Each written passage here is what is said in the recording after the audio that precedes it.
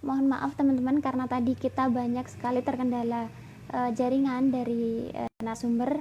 Jadi waktu kita tersita banyak, jadi sampai maksimal waktu live ini sudah berakhir.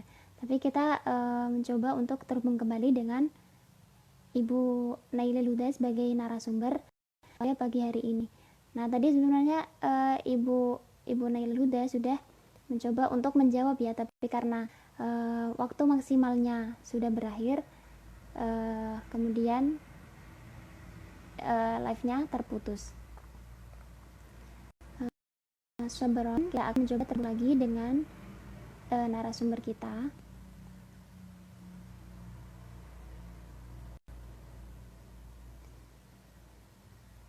Masih ditunggu ya teman-teman yang mau bertanya, silakan langsung tulis di komentar. Tadi sudah ada satu pertanyaan dari teman kita, Etrois, siapa tadi ya? Jadi dia bertanya tentang bagaimana atau mana yang lebih baik, belajar kaidah terlebih dahulu atau belajar langsung ke praktek, yakni berbahasa Arab. Dalam hal ini berbicara bahasa Arab atau maharah kalam. Silakan teman-teman yang lain, masih dibuka pertanyaan selebar-lebarnya. Mungkin kita kasih waktu 15 menit dari sekarang. Assalamualaikum Ibu. Iya, tadi ada udah mulai menjawab tapi putus. Saya ulangi ya. Baik. Mana kita akan memulai, grammarnya dulu atau kemahiran berbicaranya dulu? Saya tekankan ya, tidak ada kekeliruan di mana kita akan memulainya. Tapi yang utama adalah kita melihat apa tujuan saya. Kalau tujuan saya adalah untuk komunikasi lancar karena tujuan seperti tadi untuk berbisnis atau untuk berkarir atau lain sebagainya, maka silakan dimulai dengan berbicaranya dulu, ya. Grammarnya menyusul, ya, struktur kalimatnya menyusul. Tapi bila tujuan kita adalah untuk menggali kitab-kitab turos, untuk mempelajari tafsir, hadis, fikih atau turos lainnya, maka ada baiknya dimulai dengan grammarnya dulu. Kenapa? Karena untuk memahami ilmu pengetahuan secara baik dan benar tidak bisa lepas dari kevalidan struktur kalimat, sehingga tidak adanya kekeliruan pemahaman. Nah, seperti itu. Tentunya teori yang ketiga akan lebih baik lagi, yaitu menggabungkan dua-duanya. Dimulai dari kemahiran berbicara dulu, seperti anak kecil usia 2 tahun belajar bahasa, kemudian lambat laun dikembangkan pengayaan atau penguasaan grammarnya, sehingga ketika berbicara kemudian secara perlahan-lahan kita perbaiki, oh ternyata strukturnya yang lebih baik ini, oh strukturnya yang lebih halus seperti ini, oh baiknya saya menggunakannya jumlah ismiyah supaya lebih sopan, jangan menggunakan jumlah fi'liyah. Nah seperti itu. Oh, kalau saya menyebutkan fa'il, kalau mau yang baik itu fa'il setelah fi'ilnya, ya. Ja'a Muhammadun minal ma'hadi, contoh. Nah, seperti itu. Jangan Muhammadun ja'a minal ma'had. Nah, gitu. Jadi, kalau ditanya kita sebagai aja mana yang lebih dulu, tidak ada clear mana yang lebih dulu. Cek aja bagaimana kita mau di tujuan akhirnya. Kalau kita tidak punya tujuan yang jelas, boleh dua-duanya jalan bersama. Kalau memang lingkungan kita hanya dimulai dari qawaid, ikutin sambil kita memperkaya atau memperlancar komunikasi. Kalau lingkungan kita itu nggak ada yang mengajarkan qawaid, ya sudah ikuti aja bahasa Arab dimulai dengan komunikasi. Cara komunikasinya bagaimana? Ya contoh bisa menggunakan uslub-uslub yang ada dalam Al-Quran. Itu yang paling baik, sempurna. Kemudian uslub-uslub yang ada dalam media televisi atau bisa dengan seni musik ataupun lainnya. Itu uslub-uslubnya silahkan digunakan. Kemudian nanti kalau ada kesempatan dibedah, ini tuh sebenarnya struktur kalimatnya bagaimana sih? Kenapa ini kalimatnya menjadi enak? Kalau kalimat ini kok jadinya nggak enak?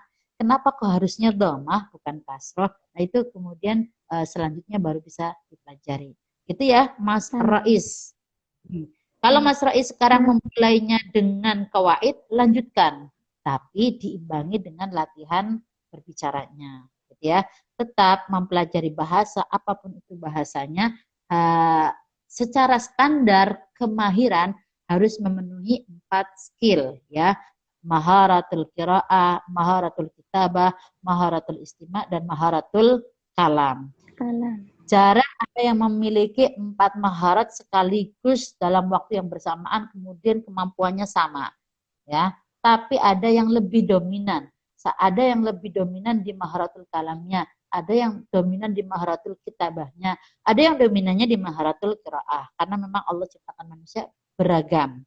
Tapi ketika kita berawal dengan dominasi skill, seumpama skill yang paling pertama saya mampunya pada qiraah, ya, lambat laun kita akan berkembang. Ya, ketika saya merasa qiraah sudah cukup untuk membaca, maka saya akan tingkatkan dengan maharatul kalam atau maharatul kitabah atau maharah lainnya sesuai dengan kebutuhan kita, sesuai dengan target atau goal yang ingin kita dapatkan. Gitu Mas Rois. Jadi seperti itu ya teman-teman. Tidak ada salahnya kita mulai belajar dari yang mana. Itu tergantung dari diri kita, dari tujuan kita atau kemampuan dan kapabilitas kita. Masih ditunggu pertanyaan dari teman-teman pemirsa. Silakan yang ingin bertanya tulis di komentar. Nah, sementara itu Ibu, dari kami ingin bertanya, kalau untuk tingkatan siswa atau siswa sekolah menengah, itu kan menurut pengalaman saya juga ini, dulu saya tuh masih dalam berbicara, jangankan dalam berbicara, untuk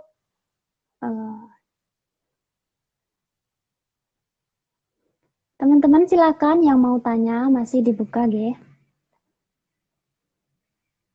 Nah, ini sangat seru sebenarnya.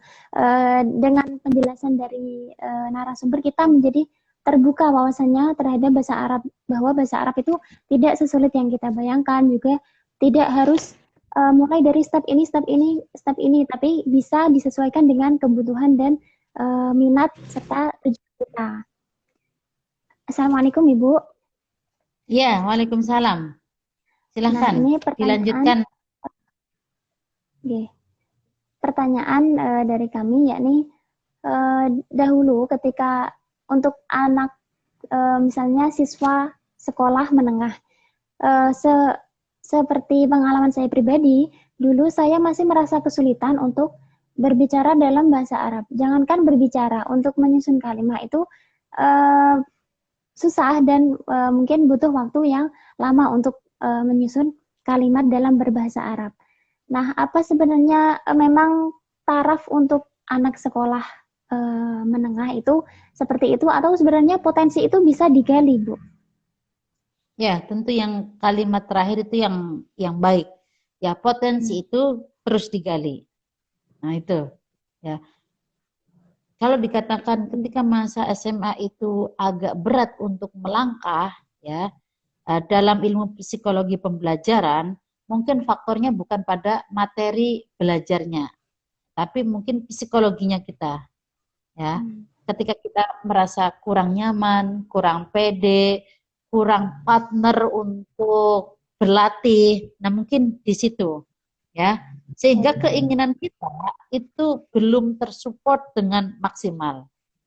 Maka dalam pembelajaran bahasa tentu harus ada sinergisitas antar semua aspek. Pertama, aspek yang ada dalam individu kita yaitu motivasi, keinginan, kesadaran akan perlunya mempelajari materi tersebut, ya, itu harus dari diri sendiri. Kemudian dibantu oleh aspek eksternal. Contoh aspek eksternal adalah lingkungan. Apakah lingkungan keluarga saya mendukung? Apakah lingkungan kawan-kawan saya mendukung? untuk saya, contoh dalam belajar bahasa Arab, apa kawan saya itu meledek saya kalau saya belajar bahasa Arab, atau dia mendukung, bahkan dia merasa aku juga mau ikut dong semangatnya gitu ya. Jadi ini Iya. juga menjadi unsur yang penting juga. Kemudian aspek luar lainnya adalah institusi. Kalau kita belajar contohnya di Ma'had atau sekarang ya saat ini belajar di PBA ya, pendidikan bahasa Arab. Iya. Apakah Qismu Ta'limul Lughal Arabiyah itu memfasilitasi kita supaya berkembang dalam mempelajari bahasa Arab ataukah statis? Maka ini juga menjadi unsur yang penting dalam penguasaan bahasa Arab. Saya kira PBA IPMAFA ini sudah Hikmah. bagus memfasilitasi. Salah satunya dengan daurah ini. Artinya kita terus tercas, kita terus tersadarkan, kita terus mempunyai kawan-kawan yang ingin belajar bersama dan meningkatkan bersama kemampuan bahasa Arab. Nah, seperti itu. Jadi ketika masa SMA masih kok ini, mungkin ada faktor-faktor yang belum terpenuhi sehingga ketika saya mau tumbuh berkembang itu belum bisa maksimal. Ibarat benih, benih itu ketika akan tumbuh dia butuh disiram, butuh matahari, butuh juga uh, ternaungi, kadang panas, kadang adem, ternaungi oleh apa namanya rindang-rindang pohon lainnya, kemudian ada pupuk-pupuk lainnya. Seperti itu kita juga, ya. Jadi bila kita sebagai benih kemudian tidak ada yang menyirami, mungkin kita tumbuhnya tidak secepat yang standar. Atau kemudian benih kita ini tidak terkena matahari dengan baik, maka akan terlambat perkembangannya, ya. Maka pentingnya kita saling menguatkan dari berbagai macam aspek itu berkorelasi terhadap seberapa hasil yang nantinya kita raih. Itu Mbak Fatin. Baik, Ibu. Jadi tidak ada kaitannya ya antara kita masih sekolah SMA atau bahkan sudah kuliah seperti itu, Ibu. Tapi itu semua tergantung Iya. dari niat kita, kemudian motivasi dari diri sendiri dan berbagai aspek yang mendukung kita dalam belajar bahasa Arab. Betul. Jadi Terakhir, penguatan aspek-aspek yang seharusnya itu juga menjadi penting sehingga ketika di aspek internal sudah bagus.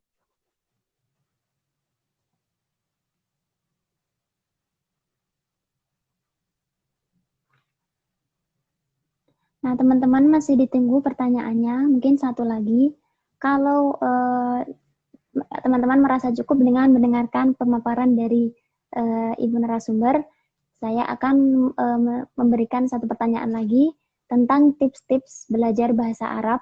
Mungkin dari situ. Dan jangan lupa nanti di akhir segmen ini ada kuis untuk para pemirsa yang sudah mendaftar ya. Ada kuis menarik, berhadiah menarik, yakni voucher pulsa untuk 2 orang pemenang. Ya, ini lumayan banget ya di saat seperti ini kan kita di rumah aja, kemudian butuh kuota ya kan. Mungkin nanti kuisnya bisa bermanfaat untuk teman-teman. Assalamualaikum Iya, Ibu. betul. Ya, waalaikumsalam. Alhamdulillah. Ini satu Ya, pertanyaan lagi. Ini terakhir mungkin ya Bu. ya. Tips-tips untuk belajar bahasa Arab Ibu seperti apa? Tips yang pertama harus berbahagia. Oh, berbahagia. Jangan lupa Ya, bahagia ya Bu. jangan lupa bahagia karena bahagia itu ternyata harus terimplementasikan. Bahagia ketika belajar, bahagia ketika bertemu, bahagia apa saja dalam kondisi apapun. Dan itu harus kita upayakan. Toh kita selama ini berdoa, Rabbana atina fid dunya hasanah wa fil akhirati hasanah wa qina adzabannar. Hasanah itu sendiri artinya juga bahagia. Ya, Bahagia. mempelajari bahasa Arab harus dengan bahagia, ya. Bersuka cita dengan bahasa Arab, maka kita harus tahu kenapa sih bahasa Arab itu perlu dibanggakan, kenapa bahasa Arab itu perlu kita merasa bahagia mempelajarinya. Nah, itu kita gali, kita tanya, ya. Jangan-jangan kita juga ternyata sudah didesain Allah. Ketika sudah ditakdirkan masuk PBA IPMAFA, itu adalah takdir yang terbaik yang harus kita berbahagia Masya dan Allah. kita syukurinya dan nanti akan mempertanggungjawabkannya dengan mengajarkan bahasa Arab. Nah, itu ketika kita menjalaninya dengan penuh bahagia, insya Allah tidak ada kendala dalam menyerap ilmu-ilmu yang ada, yang nanti diberikan oleh fakultas. Bahagia dulu tips yang pertama. Yang kedua, kalau tips itu banyak ya, tapi saya lebih senang memulainya dengan tips yang berbahagia saja dulu, ya. Enjoy, ya. Kalau generasi milenial enjoy itu kayaknya mempunyai kreativitas yang di atas rata-rata. Tapi kalau kita nggak enjoy, nggak menyenangi, nah itu susah. Tapi kalau kita sudah enjoy, menyenanginya, maka akan banyak ide-ide bermunculan. Kemudian tips selanjutnya adalah bila sudah memahami kaidah atau grammar, baik itu nahwu atau sorof, ya, jangan kemudian menjadi ilmu yang statis, jangan berhenti, tapi terus digunakan, terus dipelajari, terus disiarkan, sehingga terus tumbuh, terus dinamis, terus hidup, sehingga ketika grammar sudah dipahami, tinggal menggandengkannya dengan praktek pengucapan, berbicara. Nah, ya. Yang ketiga tentunya tidak ada kata malu dalam menggunakan bahasa Arab. Itu apa namanya psikologi belajarnya ya.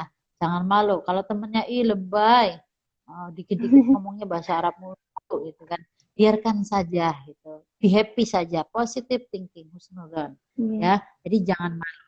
Biasanya tips yang saya ajarkan untuk ya menguatkan confident kita, belajar bahasa Arab itu boleh salah paham. Konsepnya salah paham. Nggak apa-apa bahasanya salah, yang penting orang lain paham. Nah, gitu. Ya, nggak apa-apa salah paham. Yang penting orang yang kita ajak bicara itu bisa paham apa yang kita sampaikan meskipun grammarnya mungkin pemilihan mufradatnya keliru, nggak pas, nggak masalah. Lanjutkan saja ya, be happy. Salah paham is okay dalam mempelajari bahasa Arab. Ya, kenapa? Kembali kepada fungsi bahasa yaitu sebagai alat komunikasi. Ketika komunikasinya salah, tapi orang yang memahami itu memaklumi dan paham, berarti udah selesai fungsi bahasa. Gitu ya. Jadi jangan berbicara bahasa Arab, nunggu kalau saya alfiahnya sudah hatam. Nunggu kalau saya sudah lisannya fasih sekali. Tidak, jalannya aja gitu. Kalau perlu ya dengan konsep salah paham, maaf muskilah. Ya. Tidak ada kesalahan secara insya Allah. Bismillah ya. Nanti dengan sendirinya Allah yang akan memberikan ilham. Kita makin mampu, kita makin bisa, kita makin fasih. Nah, gitu ya. Amin. Nah, gitu. Amin. Terima kasih sekali atas waktunya Ibu dan pengalaman dan juga pengetahuan yang sudah Ibu sampaikan kepada kami. Sangat bermanfaat, sangat menarik sekali. Kami bersyukur bisa bertemu dengan Ibu meskipun lewat live chat seperti ini, belum bisa berkesempatan untuk bertemu langsung. Tapi kami merasa sangat terhormat, sangat bahagia telah bisa berdiskusi dan berbincang bersama Ibu. Nah, itu ya teman-teman. Jadi quotes dari Ibu Nailil ini, dalam belajar bahasa Arab, kita bisa menerapkan konsep salah paham. Artinya bukan salah paham seperti biasanya, tapi nggak apa-apa ngomong salah, nggak apa-apa berbahasa itu salah, tapi yang penting orang lain paham. Nah, itu ya. Dan satu lagi, jangan lupa bahagia. Itu menurut Ibu Nailil. Tadi kita dapat Nailil. Yang pertama dalam belajar bahasa Arab itu harus bahagia. Kita harus merasa enjoy dan merasa bangga, merasa senang dalam belajar bahasa Arab. Itu kuncinya. Jadi motivasi dan keinginan kita itu menjadi kuat dalam belajar bahasa Arab. Yang kedua, ketika sudah paham, jangan cepat puas, tapi terus mengembangkan kemampuan kita, terus mengembangkan potensi kita dengan meningkatkan mungkin ke maharah selanjutnya, seperti maharah kalam, maharah kitabah, dan lain-lain. Itu jangan sampai kita berhenti sampai titik tertentu. Yang ketiga, jangan ada kata malu dalam belajar bahasa Arab. Meskipun teman-temannya ngeledekin atau bilang lebay lu, sok Arab lu, jangan kita minder, tapi terus kembangkan. Nanti kalau kita sudah menuai hasil, maka teman-teman kita akan melihat bagaimana kerja keras kita. Sekali lagi, jadi tadi dari Ibu Nailil, pakailah konsep salah paham, nggak apa-apa ngomongnya salah, yang penting orang lain paham, dan jangan lupa bahagia. Nah itu ya teman-teman, tadi narasumber kita sudah memaparkan banyak sekali pengetahuan untuk kita, mulai dari sejarah bahasa Arab, kemudian pentingnya belajar bahasa Arab, keistimewaan bahasa Arab, motivasi dalam belajar bahasa Arab, serta tips-tips yang sangat bermanfaat untuk kita. Dan yang terakhir ini sesi kuis kita sudahi dulu diskusi kita, karena Ibu Nailil sudah tidak terhubung lagi. Kita tadi sudah mengucapkan terima kasih atas kehadiran dan juga ilmu yang telah disampaikan oleh Ibu Nailil. Jadi sekarang kita ada kuis berhadiah untuk teman-teman pemirsa semuanya. Jadi ada 2 voucher atau voucher pulsa untuk 2 orang pemenang dengan cara menjawab pertanyaan berikut. Nah, pertanyaannya ini sangat mudah sekali. Kalian pasti tahu jawabannya ya. Pertanyaannya, simak baik-baik. Apa satu-satunya program studi di ITMAFA yang khusus mendalami pendidikan bahasa asing? Nah, sekali lagi, apa satu-satunya program studi di ITMAFA yang khusus mendalami pendidikan bahasa asing? Tulis jawabannya di postingan terbaru dari IG ini, yakni @pbaiitmafa. Tulis di situ dan mention atau tag ke 3 orang teman kalian. Kalian bisa menjawab lebih dari 1 kali, yakni tapi dengan syarat teman yang di tag itu beda-beda orangnya ya, jangan di copy paste. Untuk jawabannya kalian tulis dan tag minimal 3 orang, boleh menjawab lebih dari 1 kali. Karena pemenangnya ini adalah dengan cara diundi, jadi semakin banyak kalian jawab, semakin banyak kalian tag teman-teman kalian, semakin besar pula kesempatan untuk memenangkan voucher ini. Nah, ketentuannya juga kalian juga harus follow terlebih dahulu Instagram PBA ITMAFA dan juga HMPS PBA ITMAFA, serta kalian add atau tambahkan teman Facebook PBA ITMAFA dan HMPS PBA ITMAFA, serta jangan lupa subscribe YouTube channel HMPS PBA ITMAFA. Nah itu ya, kalian sebisa mungkin banyak menjawab di kolom komentar di postingan @PBA ITMAFA yang terbaru. Di situ ada ketentuannya juga. Lumayan banget ini hadiahnya. Jadi ketika pandemi seperti ini, yang kita lagi kanker nih, kantong kering, lagi bokek, lumayan kan bisa dapat pulsa buat beli kuota, nanti streaming YouTube, dan juga like di sosial media di PBA ITMAFA. Nah, sekian dulu teman-teman, terima kasih banyak. Sangat bahagia sekali untuk saya bisa menemani teman-teman belajar bersama di diskusi online ini. Saya pribadi mohon maaf atas segala kesalahan, baik itu dalam tutur kata maupun perbuatan. Itu sekian dari saya. Wallahul muwaffiq ila aqwamit thoriq. Wassalamualaikum warahmatullahi wabarakatuh.